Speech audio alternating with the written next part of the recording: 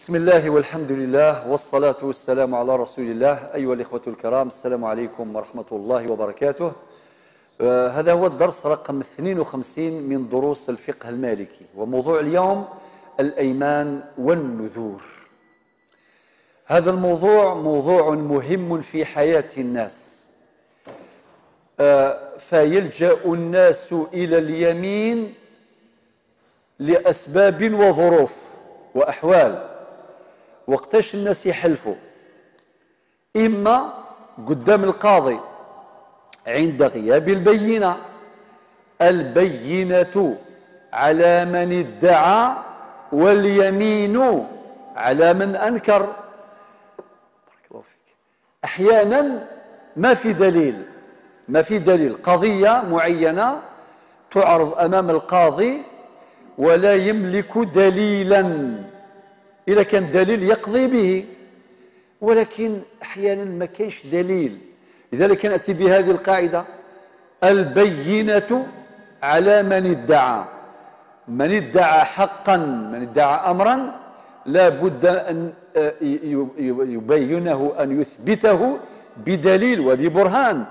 ربي قال: قل هاتوا برهانكم إن كنتم صادقين. لازم البرهان، لازم الدليل.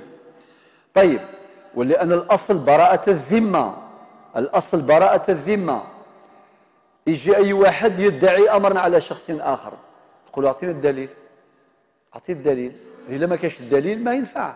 علاش ربي سبحانه أمرنا بالتبين، بالبحث عن الدليل؟ كي قال مثلا في قوله تعالى: فتبينوا، أو فتثبتوا في قراءة، فتبينوا علاه أن تصيبوا قوما بجهالة فتصبحوا على ما فعلتم نادمين. ويلجأ الناس إلى الأيمان في السوق، في التجارة. يا حسرة يا الأيمان. وكاين اللي يدير الأيمان هذا، يحلف ويقسم على أمور هكذا نتاع الأسرة، داخل الأسرة، يا الراجل مع المرأة،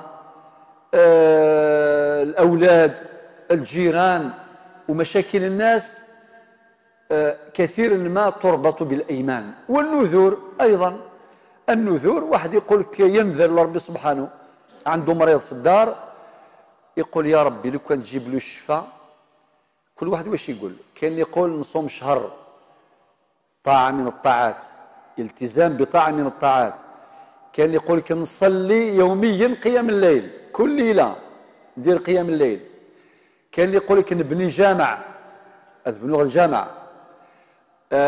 كاين اللي يقول مثلا أذبح بقرة دون بحث عن لونها أو عن شكلها. كل واحد كيفه. وكاين اللي يعلق روحه بواحد النذور صعبة، يقول لك مثلا أنصوم 10 سنين، وهو ديجا جا رمضان برك، إلا سلك راسو ديجا الله يبارك.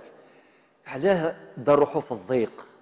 ولكن إذا كان التزم. ربي قال في سورة قاف الآية 18: ما يلفظ من قول إلا لديه رقيب عتيد. وقال في سورة المائدة الآية الأولى: يا أيها الذين آمنوا أوفوا بالعقود. زوج مواضيع هذول نشرحوهم إن شاء الله بشيء من التركيز. لذلك باش مادام الوقت بين المغرب والعشاء وقت قصير، نحاول نعطيكم خلاصة الأحكام في هذين الموضوعين المهمين: الأيمان والنذور. إذن مع الدرس رقم 52. أول، الأيمان لغة كي تقول معنى جمع يمين، الأيمان جمع يمين. وممكن تقول أيمن، يعني في اللغة يمكن جمعها هكذا. لغة معناها الحلف أو القسم، المقلاث. ما يليون طبعا أيغر اسماء ناس يمينة، كخاطر كان زمان أحدهم يضع أحدهم يعني يمينه في يمين صاحبه، ويبرم عقدا، يعني بينه وبينه التزام. هذه من الاشتقاقات يعني من الكلمة. الأيمان واحد معنى المقصود المراد به القسم، يقسم، الحلف، معناه تأكيد ما التزم به بيمين، تأكيد ما التزم به بيمين، سواء كان يعني التزم بفعل أمر أو بترك أمر إما فعلا أو تركا. مشروعية اليمين باختصار. أولا في الكتاب أي في القرآن الكريم، واحد في الكتاب: لا يؤاخذكم الله باللغو في أيمانكم. هذه موجودة في سورة البقرة، سورة البقرة الآية 225. معنى ربي سبحانه ذكر الأيمان، يهضر ربي سبحانه في الأيمان في الآية 225 من سورة البقرة. وكذلك أيضا في سورة المائدة: لا يؤاخذكم الله باللغو في أيمانكم إلى آخره. المديار فكفارته إطعام 10 مساكين إلى آخره. كفارة اليمين شرحها ربي سبحانه وبينها تفصيلا في الآية 89 من سورة البقرة، وسنعود إلى أحكامها بعد حين. معناه نعطيكم فقط هذه الأدلة من الكتاب بأن القرآن الكريم ذكر الأيمان. أولا قيل اليمين إلا في القرآن الكريم، هو قيل المقصود ذايا ناخذ الآية 225 من سورة البقرة والآية 89 من سورة المائدة.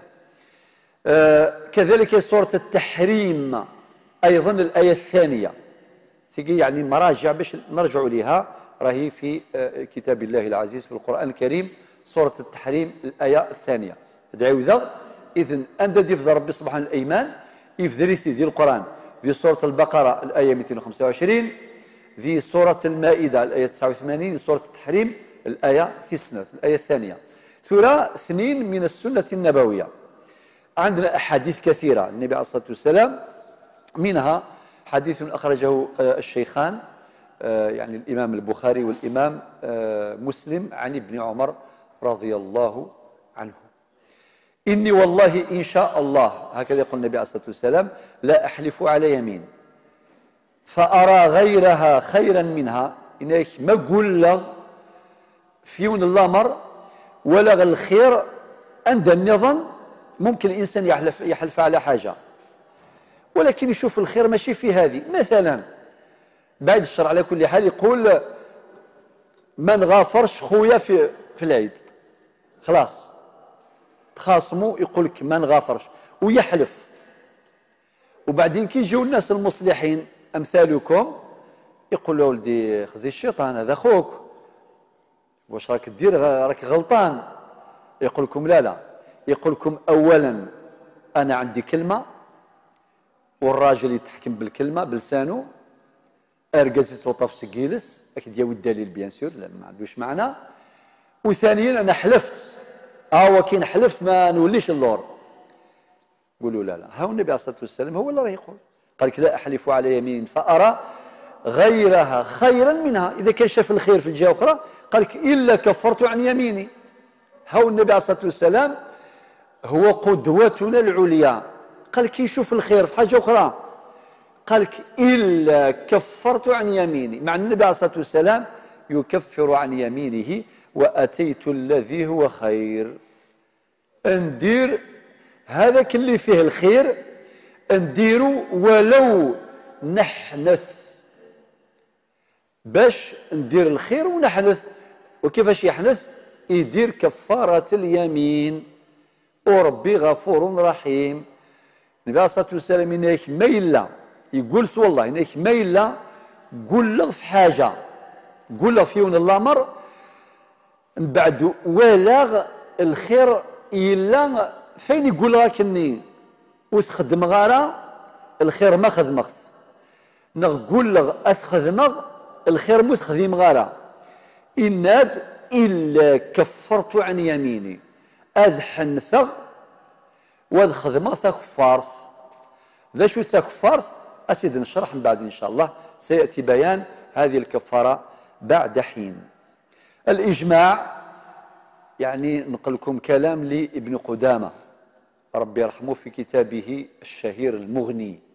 هذا كتاب من أمهات الكتب، كتاب المغني لابن قدامة. قال أجمعت الأمة على مشروعية اليمين وثبوت أحكامها. إذن اليمين أمر مجمع عليه، نقل هذا الإجماع غير واحد من هؤلاء ابن قدامة في كتابه المغني. ثورة جيم نحدثكم عن أنواع الأيمان. إذا شفت الأنواع الأيمان لا نسي نصنع في الحقيقة اليمين الجائزة، يعني الأنواع من حيث الجواز وعدم الجواز، من حيث المشروعية، من حيث الإباحة والمنع. لا نسين أنواع نوع مزور اسمه اليمين الجائزة. ذا شو اليمين الجائزة؟ يعني اليمين ريلين ربي سبحانه عز وجل، ما قال يونس ربي سبحانه، هذا هو اليمين. باش واحد كيحلف براس ولادو ولا يحلف مانيش عارف بكاس راس كاش واحد، كاع الرؤوس ما تنفعش هنا. اليمين يكون باش تكون جائزة شرعا، تكون مشروعة ليجيتيم ليغال، لازم تكون بالله. هذا هو، إما بالله عز وجل أو باسم من أسمائه الحسنى أو بصفة من صفات ذاته العالية، كقوله مثلا بالنسبة للأسماء ولا الصفات، كقوله مثلا باسم الرحمن، بالرحمن، بالسميع، العليم، وهذا هو. أما اليمين الممنوعة، النوع الثاني اليمين الممنوعة الحلف بما سوى الله. واحد يحلف بالشمس والآخر يحلف بالقمر، والآخر يحلف بالجامع، والآخر يحلف بالكعبة، والآخر يحلف براس ولاده، والآخر يحلف براس والديه. ياكل مقلة ثيا ذاك ممنوعة. وريجو زرا فنادم هذي قال لاس الجامع لاس يقروا مولانيس ولا سقروا براويس ولا سيطيش ولا سوين النظام ياك خاطي. تجي قرنس يمين ممنوعة يعني غير مشروعة. النبي عليه الصلاة والسلام يناد إن الله ينهاكم أن تحلفوا بآبائكم. ربي ينهاكم باش تسقل مرة سي مولا نوان. فمن كان حالفا وين يعني يبغى أذي قال فليحلف بالله أو ليصمت. وقال الحديث أخرجه الإمام مالك وكذلك أخرجه الشيخان، حديث صحيح. أغدي قال النبي عليه الصلاة والسلام ربي ينهاكم وتسقل ثارة سي مولا نوان سوياض إناش وين يبغى أذي قال سربي نغادي السسم أكا باش نفروث مسالاكي. خاطر يثمثل التواليم لانت أكا تجاوزات وثيك ولكن نولف نرفذيت في مزورة نبويثيد في مزورة أذغى أكني خدمنا نخدم ثورة غيني خدمني مزورة أذي عدي ذو غرفال نتشرعيث أين وفق نثا شرعيث مرحبا على السلامة أين وفق رثا شرعيث ولتوقف لارا. كل ما ورثناه يغربل يدخل في مصفات الشريعة في غربال الشريعة. فما وافق الشرع عملنا به وما رفضه الشرع ورده الشرع نرده. لأن الأعراف لها وزن في الشريعة. العرف له وزن في الشريعة. المعروف عرفا كالمشروط شرطا. العادة محكمة تحكيم العادات بشروط معينة من شروطها ألا تخالف حكما شرعيا، ألا تخالف نصا شرعيا. بمعنى إذا كان حاجة ورثناها توافق الشريعة مرحبا بها، لأن العرف عنده اعتبار عنده قيمة. ولكن إذا كان عرف ما يقبلوش الشرع أنا على بالي وانتم على بالكم باللي عندنا عادات، سواء في عادات وكذلك في معاملات ورثناها. فحينما نزلها بميزان الشريعة فهناك ما هو مرفوض وهناك ما هو مقبول مشروع. طبعا ننتقل لأن الموضوع فيه تفاصيل كثيرة نركز على. وفي رواية أخرى لهذا الحديث فمن كان حالفا فلا يحلف إلا بالله أو ليسكت. ذي الرواية الأولى ليصمت، الرواية الثانية ليسكت. هذا واضح يعني الروايتان واضحتان. ثورة دال ألفاظ اليمين. ألفاظ اليمين صيغ القسم كثيرة منها كقولك مثلا تالله، بالله، والله، مباشرة تقول أحلف بالله، تقول هكذا، أقسم بالله. كل هذه صيغ مشروعة وصيغ معروفة عند الناس، متداولة عند الناس. أكيس قال مدن هذه قال والله، هذه قال ربي عزيز. المهم يعني أما كندنا الألفاظاكي في هذيك الشوفان ألفاظاكي، ألفاظ اليمين، ألفاظ القسم. إلا الأمر اسمه الاستثناء، إلا وثي كل يوم يخدم الاستثناء. الإنسان يقرن، يعني الحالف يقرن يمينه بقوله إن شاء الله. فإذا قرن الحالف يمينه بقوله إن شاء الله هذا يرفع مقتضى اليمين. هذه الصيغة رافعة لمقتضى اليمين بشرط أن يكون ناويا بها الاستثناء، بشرط أن يكون ناويا بها الاستثناء ولم يكن ينوي التبرك. ما معنى هذا؟ ممكن الإنسان يقول يحلف ولكن النية نتاعو انصرفت إلى مجرد التبرك، يحلف ويزيد يقول إن شاء الله ويقصد بذلك التبرك. فإذا كان هكذا ما درش نية الاستثناء فهذا يقع. ولكن إذا كان انصرفت نيته إلى الاستثناء يقول إن شاء الله، يقرن يمينه بقوله أو بصيغة إن شاء الله، فهذا يرفع مقتضى اليمين. قال ابن عبد البر رحمه الله في كتابه الاستذكار، ذكرت لكم سادتي هذا العالم الجليل مرات عديدة، وهذا الأمر مقصود باش نعرف علماءنا ونعرف مراجعنا فلا نضيع. عنده كتب شهيرة جدا مثل كتاب التمهيد، كتاب مهم جدا جدا، كتاب في غاية الدقة والعمق. وعنده كتاب آخر أيضا مهم جدا وهو كتاب الاستذكار. ماذا قال؟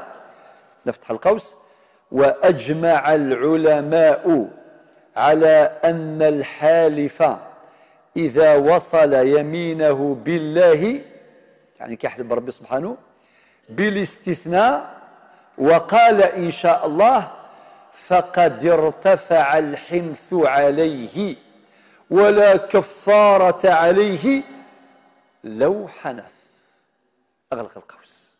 انتهت كلمة أو مقولة ابن عبد البر في الاستذكار. واش معنى هذا؟ إذا كان واحد حلف بربي سبحانه وربطها بالمشيئة وداير في نية الاستثناء، هذا يرتفع الحنث عليه كما قال ابن عبد البر، ولا كفارة عليه ولو حنث. ولكن إذا قصد مجرد التبرك فإنه يقع. ما يقوليون المقيلاث من بعد يشديت سوالي سياسيني إن شاء الله صافي ذاكي، ولا ما يحنث ورسالة كفارث، ولا ما يحنث ورسالة كفارث. ولكن ما إلا تروح النياس غير الاستثناء أجي أما كثير نشرح صافي ذاكي، ولا ما يحنث ما كادرنا ورسالة كفارث. ولكن ما إلا كان إن شاء الله الفركة كان يفذر دي اسم ربي عزيز كان ذايا سوذ ماكي نغس النية ياكي ذاكي اليمين ينس منعقدة ما يحنث آذي سعو ثا كفارث. أكا جماعة الخير باش نرذي البالنا في مسالاكي نتشرعف. ها أنواع اليمين: بارك الله فيك. اديني ما يبغى ربي ان شاء الله. يعطيك الصحه الشيخ، بارك الله فيك. اما في ديني ان شاء الله هكا غاديني ما يبغى ربي كيف ما يجري على هذا يجري على ذاك. خاطر النبي عليه الصلاه والسلام يناد انما الاعمال بالنيات وانما لكل امرئ ما نوى. ونحن نعلم بان النيه من مقاصدها الحزم، من مقاصدها الجزم، من مقاصدها التمييز بين العبادات والعادات والتمييز بين العبادات في حد ذاتها. هوني حاجة كبيرة يا جماعة الخير. هذوك الصالحين النهار اللي راحوا باش يروحوا الجنازة قلعوا باش يروحوا الجنازة وقال لهم بالعقل. قالوا له علاه؟ قال لهم نصحح نيتي باش كل خطوة نخطوها للمقبرة عندي أجر، ماشي في طريق ولا حتى نوصل للجبانة، باش يضمن يدي الأجر من أول خطوة. لذلك النية شو دنيا أول قد دنيا كثر استقبالي شو دنيا معنى النية هذا شو الفايدة؟ النية الفايدة المقصود هي نسد الحسم الجزم لكن يساغ النية. فلا يمكن يسعى النية مش تدخل الجامع، مش تدخل الجامع قال استقبالي ثم دا يزور ولي ذبعي ثوضار أن دا يزور وول إذ فريت نغي ذبعي ثوضار ذول لو كان أولو ديروا حارة الجامع ونصروا حارة هكا وقال يوم يديروا حارة ولا ونسن شو هاد روحا ذا يدريني هو إلا وين عاش 70 سنة جامي يروح ولي يصل الجامع هاكا لا غزاليت لا الجامع 70 سنة ما يصليش قلبه ما راحش. لو كان قلبه سبق للصلاة يصلي 70 سنة ماشي 17 سنة أو 70 سنة، ولكن إذا كان قلبه ما راحش للصلاة للعبادة للطاعة ما يروحش. خاطر الرجلين هما ترونسبور برك هما وسيلة نقل، ولكن القلب السلطان لا ديسيزيون البوفوار أو عند القلب. وين راح القلب هذا؟ لذلك والنية محلها القلب. النية نداز تقول هون صافي وقال المقصود وايض التمييز ديال العادات كذا العبادات. ممكن واحد يرفد الماء ويغسل ما راح يغسل ما راح يتوضا، وممكن يغسل كاع اعضاء الوضوء ولكن ماشي بنية الوضوء، بغى يغسل يديه يغسل يدير كلش، ولكن ما دارش النية هذا ماشي وضوء. حتى كي يغسل كاع الاعضاء نتاعو لما يستر ذاك الاعضاء الوضوء مادام وريسعى النية الوضوء يسعى النية غادي يزدي غادي كستيدي غادي كسعقو صافي العادة والعبادة فقد العادة فقد العبادة، العبادة الوضوء العبادة. كذلك يكو أي النظام أريخدم في نادمي دونيثيس. وكذلك التمييز بالنية بين العبادات في حد ذاتها. شو المعنى؟ ممكن واحد يصلي الظهر والعصر، الظهر عندها 4 ركعات والعصر عندها 4 ركعات كيف اشكون يفرق بيناتهم يميز بيناتهم؟ هي النية. ولا لا واحد ما صلاهمش كاع كي يجي يقول الله أكبر يخزم يقول يدير النية في قلبه راه يصلي الظهر ولا العصر. معنى نميزوا حتى بين العبادات في حد ذاتها. أليس كاين اللي يروح للسعودية بنية التجارة وكاين اللي يروح بنية العمرة أليس كذلك؟ وكاين اللي يروح بنية الحج في موسم الحج. وحتى كي يروح في الحج واش من نية؟ هل ترى راح بنية التمتع يدخل بنية التمتع ولا يدخل بنية القران يقرن بين الحج والعمرة ولا يدخل بنية الإفراد كما شرحنا هذه التفاصيل فيما سبق؟ إذن النية والحجة حجة، ولكن واش ما الفرق؟ الفرق كاين أحكام، كل طريقة كل نسك له أحكام خاصة به، وهناك طبعا أحكام تمثل قواسم مشتركة بين جميع النسك بين جميع صيغ الحج. إذن يا جماعة الخير اليمين أي مهمة ما يناديون ينادي إن شاء الله ما يبغى ربي المعنى ديون ثم ها أنواع اليمين. طبعا هذا الترتيب اللي غد ألف باء جيم دال هذا الترتيب الأبجدي، نفتح قوس. إلا ما قارن الترتيب الألف بائي، ألف باء تاء ثاء، هذا قرناه كاع في الابتدائي. ولكن كان نقول لك ديري ترتيب أبجدي، سؤال للإخوة شكون اللي يعرفوه من الشباب ترتيب الأبجدي؟ تفضلوا، ما هو الترتيب الأبجدي؟ هذا ألف بائي، ألف باء تاء ثاء، هذا معروف. إذا كان بالفرنسية أ بي سي دي أو اف جي. إذا كان نقول لك دير ترتيب أبجدي اللي راني نديرو درك، شكون يقول لي برك السؤال للإخوة ولو بالخطأ؟ معليش تفضلوا.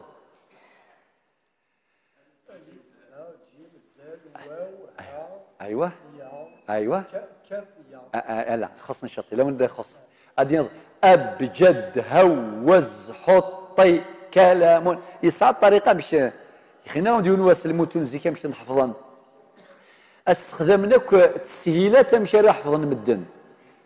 أما ذي الفقه كيف كمتن ابن عاشر، هذه المتون عظيمة جدا ومفيدة جدا، يلخص لك أحكام الفقه في متن واحد يسهل حفظه.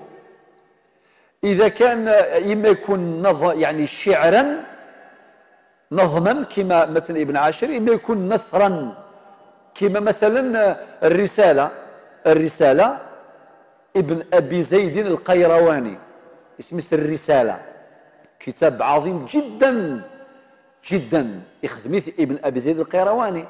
وهذا الكتاب يعني اهتم به العلماء، وهذا المتن دراسة وشرحا، يعني الكثير من الشروح له، ومن الشروح العظيمة جدا الشرح نتاع القاضي عبد الوهاب البغدادي، هذا من كبار القضاة ومن كبار علماء المالكية، اسمه القاضي عبد الوهاب البغدادي صاحب المعونة، عنده كتاب مهم اسمه المعونة.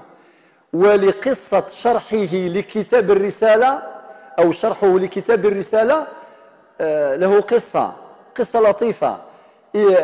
عبد الوهاب البغدادي فقير جدا، كي راح القيروان المهم لقى هذا ابن أبي زيد القيرواني، قام به غداه وعشاه وقايم به ما شاء الله، باش ويتفرغ لطلب العلم، يتفرغ للتحصيل العلمي. النهار اللي الله يبارك ارتقى في مدارج العلم ما شاء الله، باش يجازيه يقول له شكرا، شرح الكتاب نتاعو، شرح الرسالة نتاعو. شوف يعني هذه اللطيفة كيف كان يتعامل العلماء في هذا المستوى السامق، في هذا المستوى الراقي. لذلك سمحوا لي المتون الرحابية في الفرائض مثلا، وحق أن نشرع في التعصيب بكل قول موجز مصيب. لو كان ممكن واحد عنده ذاكرة يقدر يحفظ الأبيات هذه نتاع الرحابية ويجاوبك على أي سؤال في علم الفرائض، في أي سؤال في علم الفرائض يستحضر هذا المتن، هذه الأبيات، ويعطي لك الجواب. إذن وحتى هذه الحروف هذه رتبوها بهذه الطريقة باش الإنسان يعني يحفظها. أبجد هوز حط كذا، ألف باء جيم دال هاء واو يا إلى آخره إلى آخره. ولعلك جبتها، عودها برك إلا وين تروح معلش، ولكن بارك الله فيك، شكرا على الاجتهاد، بارك الله فيك وشكرا جزيلا. لذلك حتى تسمح لي أحيانا في الرسائل العلمية ماستر ولا ماجستير ولا دكتوراه ولا الترتيب هذا مهم، في ترتيب مثلا أسماء الأعلام، في ترتيب المراجع المؤلفين، لازم واحد يراعي هذا الشيء، هي مسألة دقيقة ومهمة.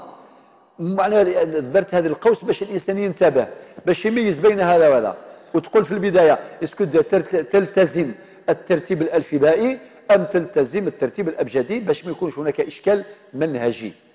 إذن ها مادام قلنا ألف باء جيم دال ها أنواع اليمين. واحد اليمين المنعقدة، يعني ما معنى اليمين المنعقدة؟ أن يحلف شخص حالف يعني إما على فعل شيء أو ترك شيء. هي في الحق هذا واش كاين؟ إما واحد يحلف باش يدير حاجة ولا يحلف ما يديرهاش. هذا هو. مثلا إما يحلف يقول والله غير ندير كذا وكذا وكذا وكذا، يعني يحلف باش يدير، يقول باش يخدم حاجة، يقول باش يخدم راه أسيني والله ما ندير كذا وكذا. إذا كان واحد برك يقول برك، إذا كان الإنسان ينطق بلفظ بكلمة هو مسؤول عنها، وقد سمعنا قبل حين إلى قوله تعالى في سورة قاف الآية 18: ما يلفظ من قول إلا لديه رقيب عتيد. وعلماؤنا قرروا أن العقود تبرم بألفاظ اللافظين. العقود كاع الناس دايرين عقود باش بالكلمة، البيع والشراء علم باش يكون بالكلمة، ولا ليس كذلك؟ عقود الإيجار هذا يكري حاجة الواحد آخر، حانوت ولا سيارة ولا شاحنة ولا تراكتور ولا دار ولا كلها بالألفاظ. ولا يديروا عقد مضاربة يعني في الاستثمار بالكلمة. لو كان هذا وهذا يديروا عقد مضاربة، أنت تعطي له 300 مليون دراهم نتاعك، هو يعرف يخدم، يعرف التجارة، لو سافوار فير، عنده معرفة، وتتفاهموا سلفا، أنت تعطي دراهم وهو يعطي العرق نتاعو المعرفة نتاعو. كشاد في كظاهرين نتساند في كتاب مسنينس وقي اسميس عقد قراض، نغ اسميس عقد مضاربة بالكلمة، وبعدين تتفاهموا على الربح. تقول لو كان مثلا الربح انت تدي الثلثين دو تير، هو يدي الثلث بالكلمة. من بعد ربي رزقكم 150 مليون الربح، كيفاش نقسموا 150 مليون؟ شحال يدي مول دراهم؟ 100 مليون. وشحال يدي اللي خدم؟ 50 مليون. هكذا ما كان لا خلاف لا نزاع والو. والشرع ما يجيش واحد منكم يقول لا مادام ما كانش كاغط، ما درناش عند النوتير الموثق، ابا نص 50% 50%، 150 مليون نقسموها نص نص. لا يقول لك اتفقتما العقد، درتوا عقد باش باللفظ. لذلك الفقهاء يقول لك تبرم العقود بألفاظ اللافظين. ومن أدلتهم الآية اللي ذكرناها الآن سورة قاف: ما يلفظ من قول إلا لديه رقيب عتيد. وربي قال في سورة المائدة الآية الأولى: يا أيها الذين آمنوا أوفوا بالعقود. خلاص، إذا كان ممكن هذا ما خرجتش عليه. يقول يا عجبا، جبنا 150 مليون الفايدة الربح، أنا صح لي غير الثلث انتير 50 مليون. أبري يقدر يقول لك نراجعوا العقد، ديروا النيغوسياسيون مفاوضات. يقول لك غير تعبت وتمرميده والحمد لله الخير ربي كاين وكذا وكذا. عندكم الحق باش تبدلوا عقد بعقد، عقد ناسخ يولي الاول هذاك منسوخ وهذا الثاني ناسخ. على الشريعه واش تقولنا صفيوا اموركم برك، حذاري صفيوا اموركم برك.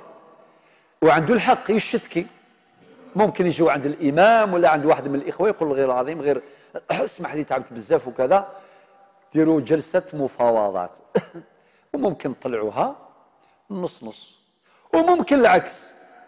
ممكن خاطر انت ممكن تفيق تقول بلي هذا ما لقاش كيما هو، يدير لي مشاريع استثماريه ما شاء الله يعرف، ممكن تقلبوها يولي هو ياخذ 2 تيير انت 1 تيير بالمفاوضات. ممكن تخليوها نص نص، هذه كلها مسموحه. ولكن الشريعه تقول لك تطبق بنود الاتفاق إلى غاية إلغائه أو تعديله. عملا بقواعد الاستصحاب. هذه موجودة هذا مصدر من مصادر التشريع، شرحناها فيما سبق في الحلقات السابقة. القرآن المصدر الأول، السنة النبوية، الإجماع، القياس، درنا المصالح المرسلة، درنا العرف، درنا حتى وصلنا الاستصحاب حينما تحدثنا عن أصول المذهب المالكي، الاستصحاب، وذكرنا جملة من قواعد الاستصحاب، من هذه إبقاء ما كان على ما كان حتى يثبت الدليل الذي يخالفه، حتى يثبت الدليل الذي يخالفه. إذن اليمين المنعقدة بالكلام باللفظ. طيب، وعند الحنث إذا كان واحد حنث هنا وجوب الكفارة، وقد شرحنا حديث النبي عليه الصلاة والسلام كي يحلف على حاجة يشوف الخير في الحاجة الأخرى لازم يحنث ويدير كفار.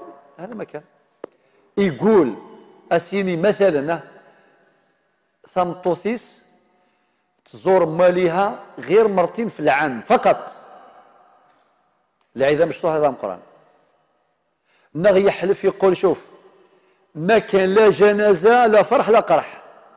برح أخوي برح، راك غلطان، ما تحرمش مرتك من زيارة مواليها.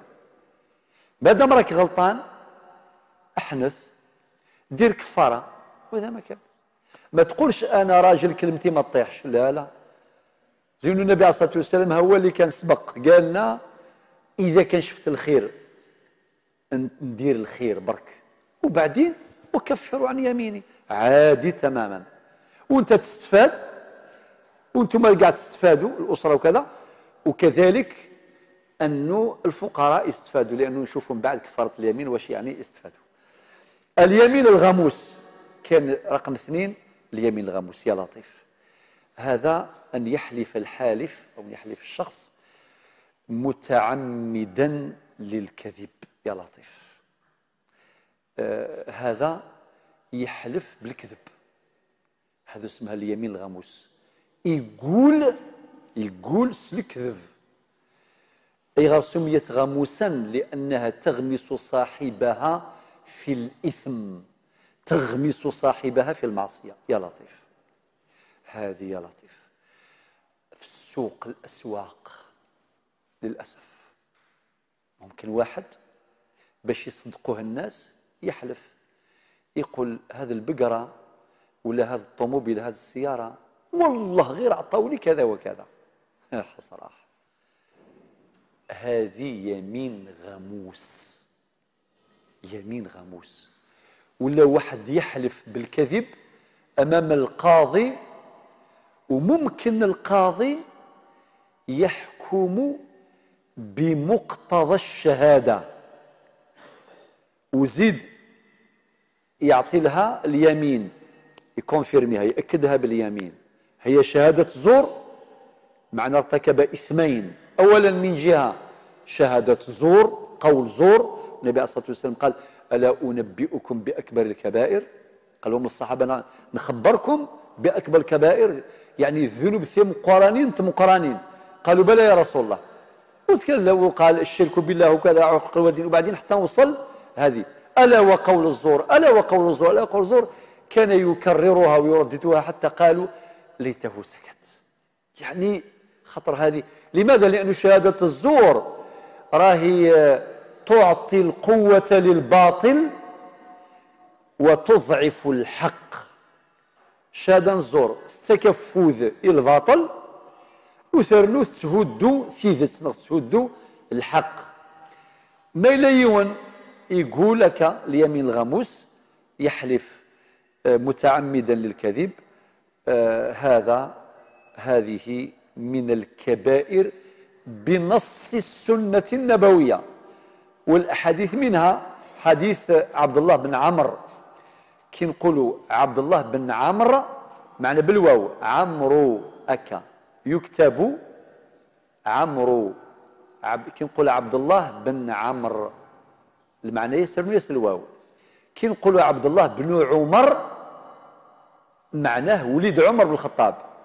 كي نقولوا عبد الله بن عمرو معناه وليد عمرو بن العاص، وليد عمرو بن العاص. إذن هذا حديث عن عبد الله بن عمرو رضي الله عنه عن النبي صلى الله عليه وسلم قال: الكبائر.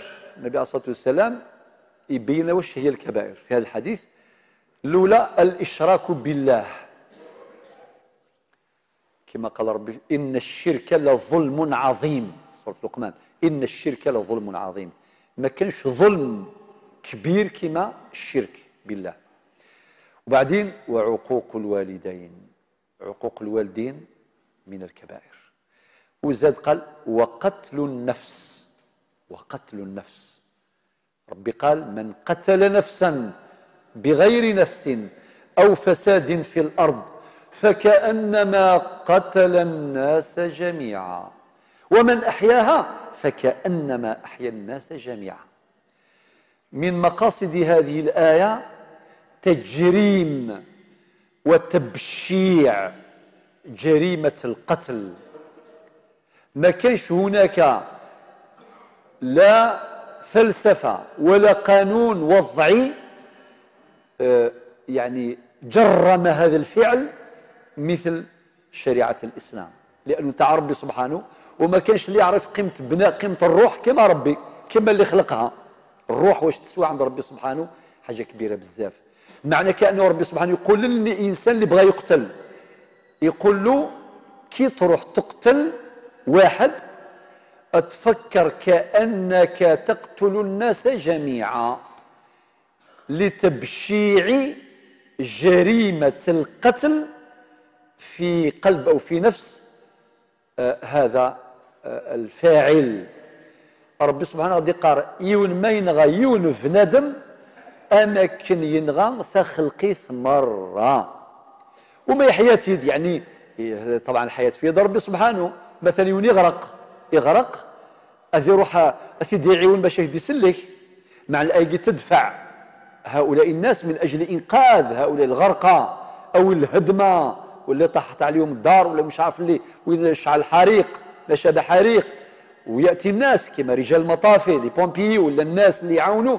كاين اللي يغامر بروحه من أجل إنقاذ يعني شخص أو أشخاص. لذلك يا جماعة الخير هذا ربي سبحانه النبي عليه الصلاة والسلام بين لنا في هذا الحديث، حديث عمرو بن العاص، أن الكبائر هي قال الكبائر الأولى الإشراك بالله رقم واحد، وعقوق الوالدين، وقتل النفس، وبعدين واليمين الغموس. اليمين الغموس هذا الحديث صحيح أخرجه الإمام البخاري في صحيحه. النبي عليه الصلاة والسلام ذكر اليمين الغموس وعدها من الكبائر. إذن وفي حديث آخر لعبد الله بن مسعود رضي الله عنه عن النبي عليه الصلاة والسلام قال: من حلف على يمين يقتطع بها مال امرئ مسلم. اللي يحلف اليمين الغموس هذه تغمس صاحبها في الإثم والمعصية، يعني باش يقتطع مال، خاطر يقول والله غير عطاولي في السيارة هذه كذا وكذا، وبعدين من ثم يبداو هو ما ساومو حتى واحد، ما ساومو حتى واحد. وكاين حتى اللي يدير الحيلة، يشوف كاش واحد من العائلة صباح كي يخرج يقول، كان اللي يقول مرته يقول ساوميني برك، ساوميني على هذا البقرة ولا على هذه السيارة ولا بكذا وكذا، باش لا حيلة مع الله، لا حيلة مع الله. وطبعا في المعاملات كي نوصلوا لها إن شاء الله نفصل. لماذا قال عمر الفاروق رضي الله عنه قال: من لا يعرف فقهنا لا يدخل أسواقنا. اللي ما يعرفش الفقه ما يعرفش الشرع ما يدخل السوق، وإلا وبعدين اللي الخداع واللي كذا.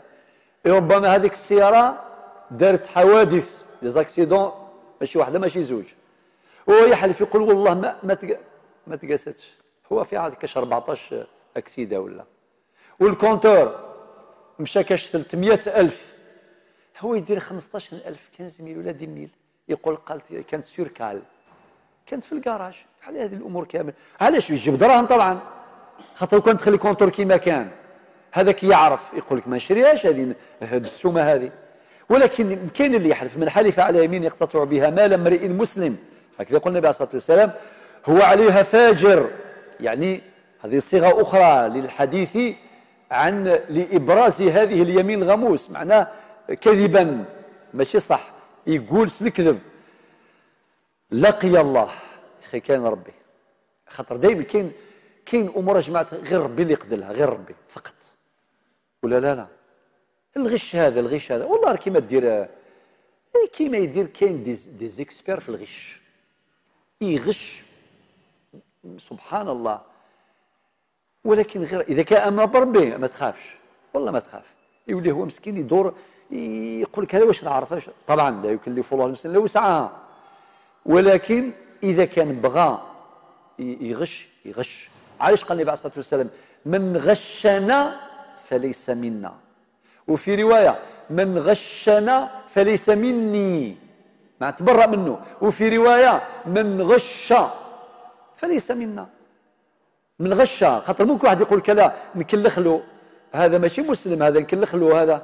لا مسلم ولا ماشي مسلم، الغش حرام، يبقى حراما.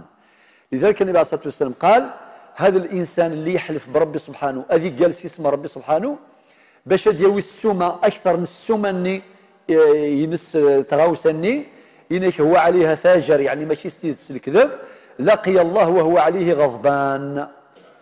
هذه قابل ربي سبحانه يوم القيامة وهو غضبان. وربي قال في آخر ما أنزل وحيا في الوحي الطاهر في القرآن الكريم، الآية 281 من سورة البقرة: واتقوا يوما ترجعون فيه إلى الله ثم توفى كل نفس ما كسبت وهم لا يظلمون. وبعدين فأنزل الله تعالى إن الذين يشترون بعهد الله وأيمانهم ثمنا قليلا. كاين اللي يشري بعهد ربي سبحانه باليمين تاعو ثمنا قليلا، ومال الدنيا قليل أمام هذه اليمين الغموس، اليمين الفاجرة، باش يكسب شيء من المال. حتى إلى أن قال الله عز وجل في سورة آل عمران: ولهم عذاب أليم. سورة آل عمران الآية رقم 77. طيب هذا طبعا هو آثم وعليه الاستغفار وعليه وإلى آخر ما سنشرحه بعد حين. 3. اليمين الثالثة اللي هي يمين اللغو. يمين اللغو أن يحلف الشخص على شيء مستيقنا إياه ثم يتبين له خلافه، بمعنى هو يراه حقا وهو ليس كذلك. ممكن ذا نعطيه أمثلة.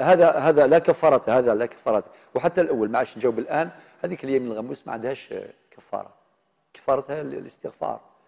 الاستغفار التوبة النصوح بشروطها المعروفة: ندم وإقلاع وعزم ورد للمظالم. إذا كان جاب هذاك المال باليمين معنى شغل جابها بالتزوير، معناتها لازم يرجعها المولى. وعلى بالكم احنا التزوير هذا ايضا موجود، سمحوا لي، كاين اللي يديروا سيرتيفيكات في هذوك اللي يقول لك عندها بونسيون فرنسا ولا من الجزائر ولا كذا هكذا، يقول لك كاين اللي يستبيح هذا المال الحرام، يقول لك مادام بونسيون جات من فرنسا وفرنسا استعمرتنا بزاف،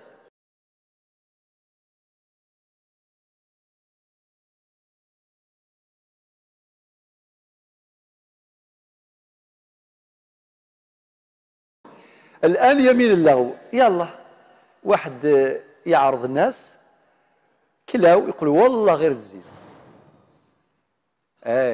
ولا تدخلوا القهوة ولا ريستورون مطعم يقول لك والله غير نخلص. هذيك كاع ما فيها مشكلة هذيك، لأن ما عندكش هذه اليمين لا تنعقد. ماشي تقول لهم بعد كيف نكفر 3 أيام، ما 3 أيام لا 10 أيام عادي، لأنه أنت ماكش قاصد انعقاد اليمين، ابرام اليمين، قاصد باش تضغط عليه باش ياكل، باغي تكرمه. ودي فوا كان يقول لك تحاسبك الماكله وكذا، هذه خير تحاسبك وان كان ربي هو اللي يحاسب، ولكن هكذا هذه اعراف، هذه ما فيها. ولكن الانسان لازم يجتهد باش يبتعد من هذا اليمين. ودي الماكله قدامك تفضل، معليش عرضه الموج كذا الى اخره، يجي ما كان بلا ما تحلف عليهم بلا. ولا يؤاخذكم الله باللغو في أيمانكم. هذه سورة البقرة ذكرناها الآية 225، كذلك الآية 89 من سورة سورة المائدة، من بعد جات كفارة اليمين مفصلة كما سنذكرها بعد حين. واو، إذن أبجد هوز، ألف باء ألف باء جيم دال ها واو ثرى واو واو. خصال الكفارة وقد يثرح واو ذا قيد الواو. خصال الكفارة شحال؟ 4، ما نقولوش 4، نقولوا 4، خاطر إذا كان كيكون العدد مذكر المعدود يكون مؤنث، وكيكون المعدود مؤنث مذكر، يعني بالخلاف. 3 على الخيار، يعني 3 خصال هذه على الخيار، راهي وردت في سورة المائدة. الأولى إطعام 10 مساكين، هكذا قال ربي سبحانه عز وجل في سورة المائدة الآية 89. واحد كي يحنث يعني كفارته إيه هي؟ يقول يحنث يا إما، احنا المعروف عند الناس يقول لك 3 أيام، ماشي 3 أيام، لا بهذا الترتيب. 3 الأولى على الخيار، إلا ما كانش ما تقدرش تروح من بعد الرابعة صيام 3 أيام. معناه 3 أيام هذه 3 خصال هذه على الخيار.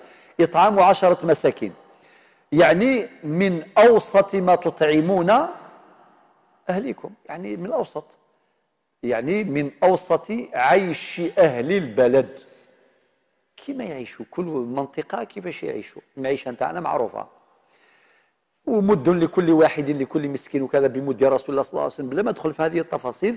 إنما واش ناكلوا؟ ناكلوا القمح، ناكلوا الشعير، السميد، الروز، هذا هو من أوسط ما تطعمون أهليكم، الآية 89 من سورة المائدة. دروك واحد يقدر يقول لك أنا ما نقدرش، إذا كانت توكلوا خلاص الله يبارك، إلا حبيتوا تعطوا له قيمة بالدراهم هذا أيضا يجوز، هذا يجوز. الذي نفتي به كوسط هو 10,000 100 دينار، وإذا كان سمعتم من أفتى بأقل من ذلك أو أكثر من ذلك فلا حرج.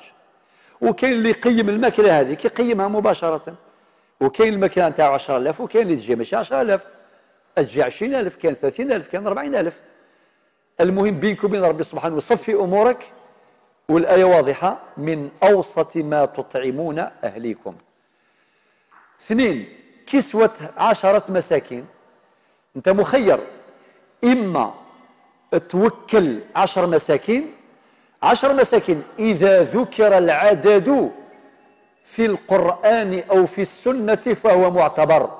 شوفوا على القاعدة هذه، وين ذكر ربي سبحانه 10 10، وين في كفارة وخلي قال 60 60، ايه كما كفارة قتل الخطأ مثلا في الآية 92 من سورة النساء، هي 60، ما تقولش واحد 60 يوم، لا لا، ولا 10 هذو نتاع المساكين فقراء تجيب واحد توكلوا 10 أيام، لا لا، ولا تجيب زوج توكلهم 5 أيام 5 أيام، لا لا، لازم 10.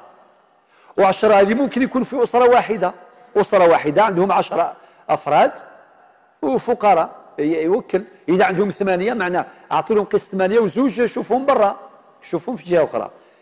إذا ذكر العدد في القرآن أو في السنة فهو معتبر، لابد من مراعاته. إذن يا إما توكلهم توكل 10، يا إما تكسيهم 10. الفقهاء عندهم تفاصيل أيضا، قال لك الرجل ثوب واحد، كل تجيب له قميص خلاص، جيب 10 قمصان، 10 قنديار، تفكضي 10 يقليلن تفرى. إما إلا تيقليلين اللبسة تيسرن أتيسرن، أما ذي اللبسة يعني تقندورثنا أكو ذي الخمار هذا ثيم حرمث، ثيم حرمث أكو ذي اللبسة تيسرن. ما تبغض الزمري ولكن كواضح غير جازنا خاطر يقندير وقال رخيص مزري غير والله مزري السوق مشي وقال رخيص وقال. المهم خدم النية ياكي، يا إما أتشطض 10 يقليلا تكفر اليمين، يا إما ساد اختيار تختار أتسلصد 10 يقليلا، أما ذي قوزنا مسؤولين ذاكي. هل يمكن يجوز التلفيق أم لا؟ التلفيق ممنوع. يجي يقول لك نوكل 5 مساكين ونلبس 5 فقراء، لا لا، ما كاينش التلفيق هذا، ما تلفقش.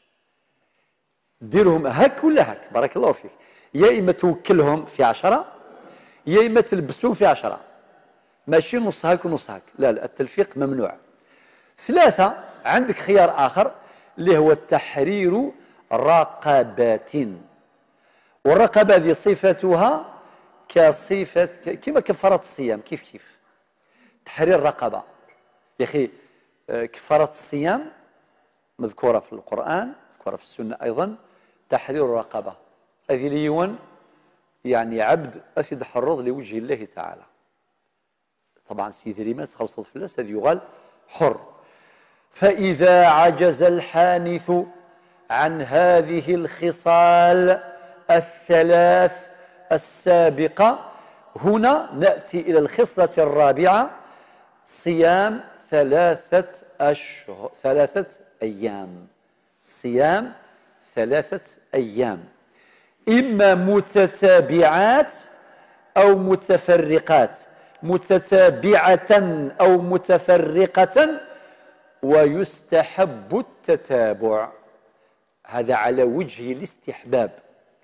الخصلة 4 ما يليون يعجز أريز ميرادي الشتش 10 يهليلا، أريز ميرادي السلس 10 يهليلا، أريز مير أدي حر الرقبة ذا شريخ ذاكي، هنا يلجأ إلى الخصلة الرابعة اللي هي صيام 3 أيام. أذ يصوم 3 أيام إما وذ فروة مثلا، أذ يصوم الجمعة السبت الحد، نغ السبت الحد الاثنين، نغ الاثنين 3 4 اثني سدوكل، نغ اثني فرق، أذ يصوم الاثنين وأذ يرمي الخميس وأذ يرمي واسم يظن والثلاثة والسلام عليكم. ويستحب التتابع لقوله تعالى فمن لم يجد، هكذا جاء في القرآن في سورة المائدة الآية 89، فمن لم يجد فصيام 3 أيام. الآن نكمل الحديث عن أحكام الأيمان. نأتي الآن إلى مسألة جزئية مهمة، هل يجزئ التكفير قبل الحنث أم لا يجوز؟ مسألة في غاية الأهمية. حنا نعرفوا بلي وقتاش الإنسان يدير كفارة اليمين كي يحنث، لا حلف على حاجة كي دارها وبعدين يكفر عن يمينه. هل يجوز التكفير عن اليمين قبل الحنث، قبل ما يحنث؟ الجواب نعم، الجواب نعم. وهذا القول معتبر ذكره الإمام القرطبي في تفسيره الشهير، وقال هناك 14 صحابي افتوا بالجواز وجمهور الفقهاء على هذا الرأي، ولكن الأفضل أن يكون التكفير بعد الحنث، على معنى بعد حصول السبب، بعد حصول السبب الموجب للكفارة. يعني ولا قد يخدم كفار ثقي ألا ما يخدم الشغل أني ماشي قبل يخدم، ما يخدم قبل يجوز ولا شيء يسور. وفي مسألة أخرى، هل النية معتبرة في الحنث يعني تحقق الحنث؟ الجواب لا، الجواب لا. مع الإنسان إذا كان حلف على حاجة سواء درها متعمدا ولا درها سهوا خطأ، سواء درها قاصدا أم خطأ، فالحنث يتحقق ولا اعتبار للنية. نشرح مثلا، واحد يقول والله ما ندير كذا وكذا، حلف خلاص يمين منعقدة، ومن بعدين هذاك الشيء اللي حلف عليه داروا سهوا غلط، نقول لك حنث.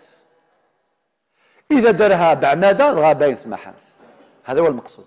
في مسألة أخرى تعدد الكفارات، نقول نعم تتعدد الكفارات بتعدد الأيمان. واحد ممكن حلف بشرط تكون هذه الأشياء مختلفة، وطبعا كان واحد الناس اللي يصوم شهرين باش على بالكم يقول لك حلفت على مرتي قلت لها والله لو كان تروحي عند عمك كذا وكذا، وكان اللي يحلف بحاجه اخرى بطلاق وكذا، ما حبيش يقولها اليوم، خلينا نخليوها كي ندخلوا في قضايا الاسره، وبعدين يحلف على وليده وبعدين يحلف على اخوه، يعمر روحه كاع بالحلف. أباكي كل ما يحنث كل ما يحنث كل ما لازم له كفارة. إذا تتعدد الكفارات بتعدد الأيمان. الآن نختم الجزء الأول هذا اللي هو الأيمان بحديث النبي عليه الصلاة والسلام، يقول فيه: وإذا حلفت على يمين، اللي يحلف على يمين فرأيت غيرها خيرا منها. قلت لكم الحديث قبيلة على روحه النبي عليه الصلاة والسلام يقول: كفرت أو أكفر عن يميني. هنا قال: وإذا حلفت على يمين فرأيت غيرها خيرا منها فكفر عن يمينك، كفر عن يمينك وأتي الذي هو خير. الحديث أخرجه الشيخان. وفي لفظ الإمام البخاري: فأتي الذي هو خير وكفر عن يمينك، باش الإنسان يرتاح، ماشي يقول أنا قلت كلمة ما وليش في كلمتي إني غدوال وتصغر خاطئ. ثورة ثانيا، أولا تحدثنا عن الأيمان. ثورة ثانيا النذر باختصار: ما لا يدرك كله لا يترك جله. ألف تعريفه: هو التزام مكلف بفعل أمر أو ترك أمر. هذا هو. هكذا؟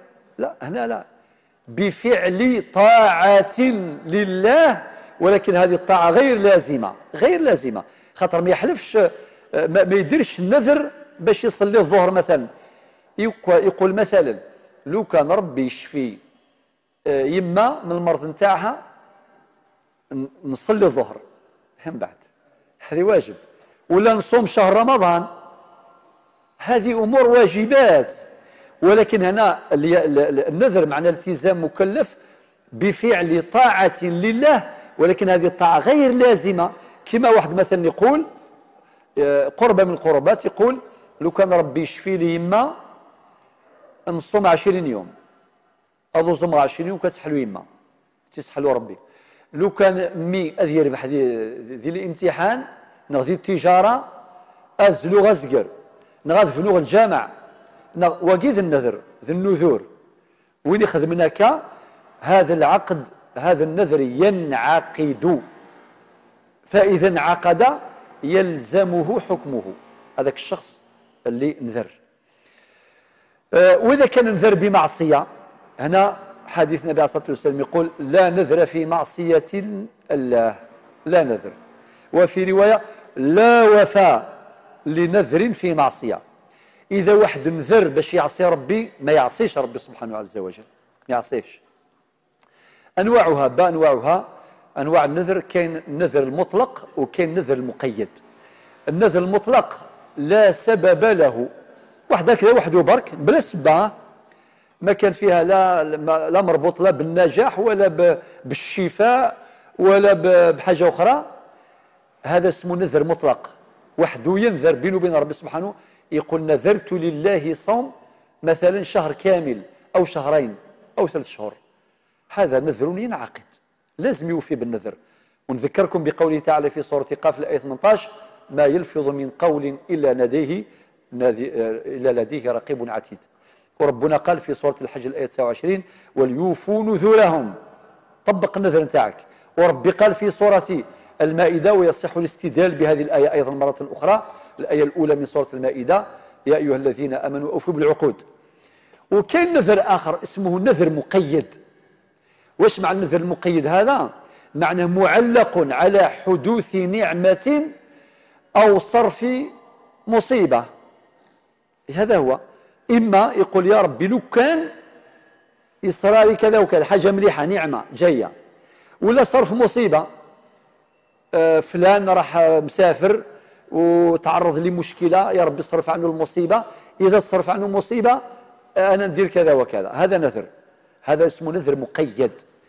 ولكن سمحوا لي، إذا كان واحد نذر مثلا ما حددش، يقول لك نذر ولا نذر جميع ماله، يمكن ربي سبحانه يشفي وليدي من المرض، كل ما أملك نعطيه الفقراء والمساكين، كل ما أملك.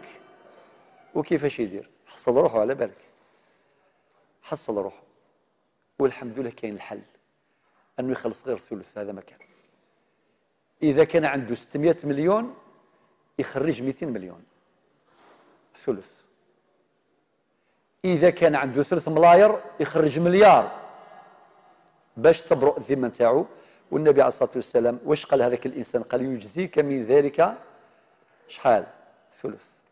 هذا ما كان.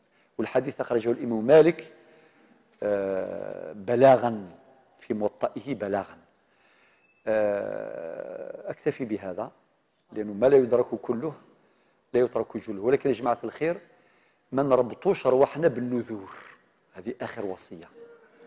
ما نتعاملوش مع ربي بهذه الطريقة. لو كان شغل دونو لا النذر سمعته مشروع ولكن ماشي مليح. ما تربطش روحك لا بالصيام ولا بالطاعات الأخرى ولا بالقربات ولا ممكن ما تقدرش. ادعي ربي بلا هذه النذور. ربي قال وقال ربكم ادعوني أستجب لكم. ربي اللي قال هيك. وقال وإذا سألك عبادي عني فإني قريب أجيب دعوة الداعي إذا دعان. والسلام عليكم ورحمة الله وبركاته.